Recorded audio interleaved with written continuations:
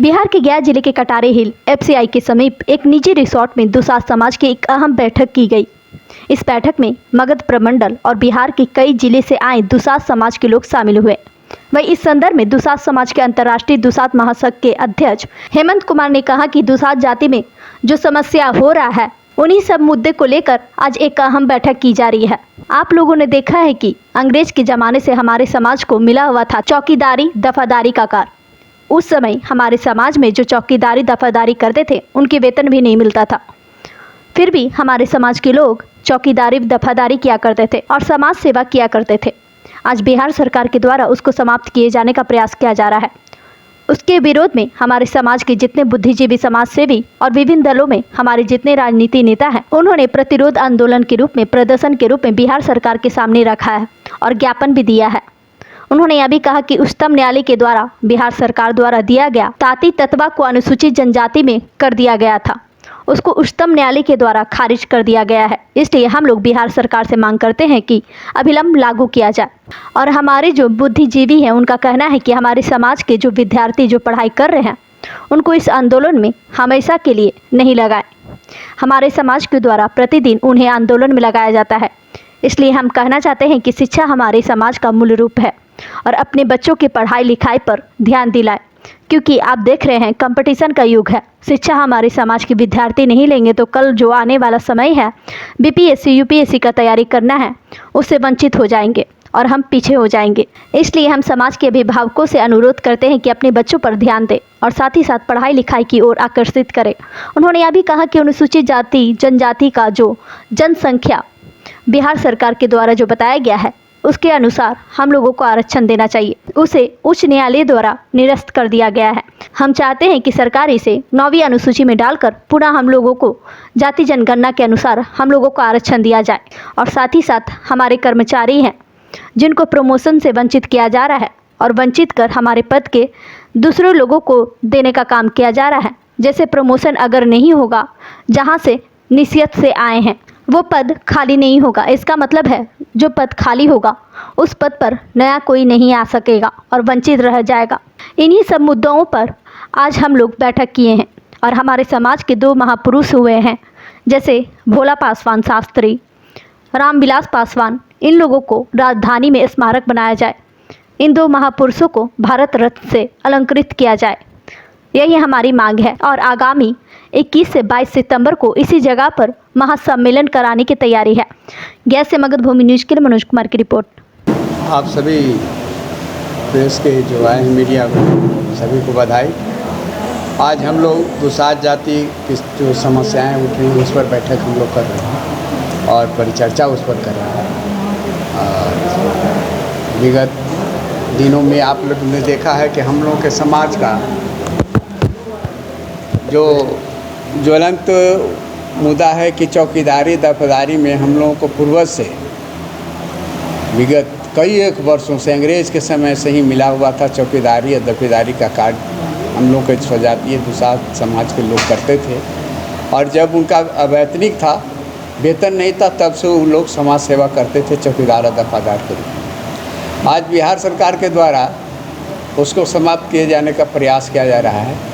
उसके विरोध में हमारे समाज के जितने बुद्धिजीवी समाज सेवी और विभिन्न दलों में जो हमारे राजनीतिक नेता हैं उन्होंने अपना प्रतिरोध आंदोलन के रूप में प्रदर्शन के रूप में बिहार सरकार के सामने रखा है और करके ज्ञापन भी उन्होंने दिया है। तो पहला मुद्दा तो यही है हम लोगों का।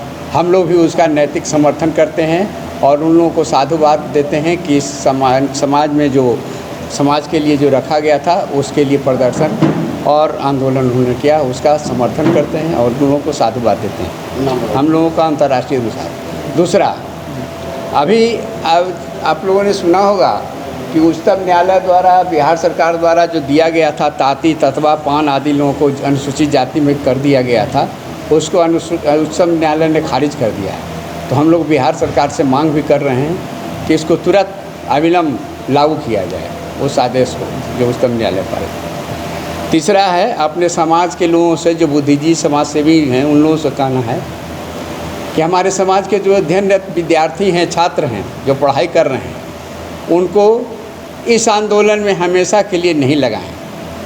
अपने बच्चे को पढ़ाई की ओर ध्यान दिलवाएं और दें, ताकि शिक्षा ही हम लोगों का मूल्य रूप से अभी देख रहे हैं कि कुछ सामाजिक लोगों द्वारा हमारे समाज के विद्यार्थियों को जो अध्ययनरत है उनको भी आंदोलन में प्रतिदिन लगाया जा रहा है। तो इसलिए अपने समाज के अभिभावक से भी अनुरोध करते हैं, अध्ययनरत विद्यार्थियों से, कि अपने पढ़ाई लिखाई में ध्यान दें, गार्जियन उस पर सचेत रहें, जो एक साजिश के तहत हो रहा है। क्योंकि कॉम्पिटिटिव युग है, यदि शिक्षा हमारे समाज के विद्यार्थी नहीं लेंगे, आज प्राप्त करेंगे, तो कल जो आने वाला समय है जिसमें कंपटीशन होना है, बीपीएससी यूपीएससी सबकी तैयारी करना, उसमें वंचित हो जाएंगे, हम पीछे रह जाएंगे। इसलिए अभिभावक से भी सम्मेलन से हम आज की परिचर्चा से हम रखें उसको भी। उसके बाद है हम लोगों का कि अनुसूचित जाति और जनजाति का जो जनसंख्या बिहार सरकार द्वारा बताया गया है, उसके अनुपात में हम लोगों को आरक्षण दिया जाना चाहिए।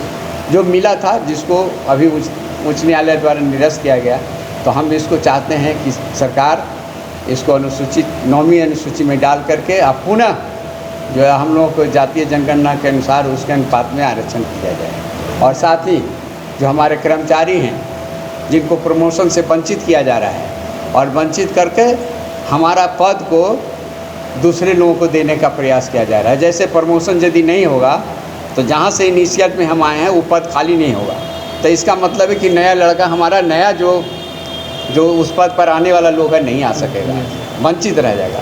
इन सब मुद्दाओं के लेके हम लोगों ने आज बैठक किया है। और हमारे समाज के 2 महापुरुष हुए हैं, ऐसे तो 3 हुए हैं। हम उन लोगों के लिए, जैसे स्वर्गीय भोला पासवान शास्त्री, स्वर्गीय रामविलास पासवान, मुंगेरी लाल जी, इन लोगों को कम से कम राजधानी में तो ज़रूर स्मारक बनाया जाए, जैसे कि जगजीवन राम शोध संस्थान है उसी तरह इनका भी बनाया जाए।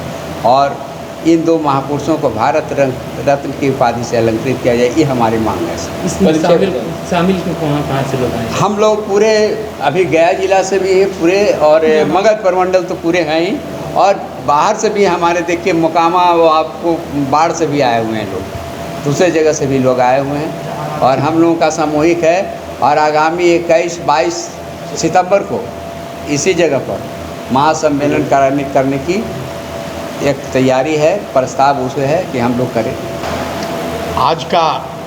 आज की जो परिचर्चा है, जो यहाँ पर मगध प्रमंडल के सारे हमारे प्रतिनिधिगण यहाँ पर आए हैं, ये परिचर्चा का मुख्य बिंदु यही है कि वर्तमान में जो हमारे समाज से चौकीदार में पूर्वज दर पूर्वज चलते आ रहा है, जो चौकीदारी करते थे, पहले गोड़ैती करते थे, फिर चौकीदारी करते थे, और ये सेवा पासवान जाति के लोग जो है निःशुल्क किया करते थे। उस समय कोई उनको उस पर मानदेय नहीं मिलता था। आज एक साजिश के तहत चौकीदारी में जो है पासवान जाति के लोगों को जो है सो विलोपित कर दिया गया है। जब ये सेवा ली जाने लगी और इसको रेगुलाइज जो है सो सरकार कर दिया, और जब वेतनमान जब उसको निर्धारित कर दिया, ऐसे स्थिति में इन जातियों को जो शुरू से परंपरागत रही है, उस परंपरागत को जो है सो ये सरकार उसको तोड़ दी, और तोड़ने के बाद इस पर जो है अन्य जातियों को नियुक्ति करने लगा। तो ये विरोध तो सबसे प्रथम हम लोग का है, जो हम लोग का आंदोलन शुरू हो गया है।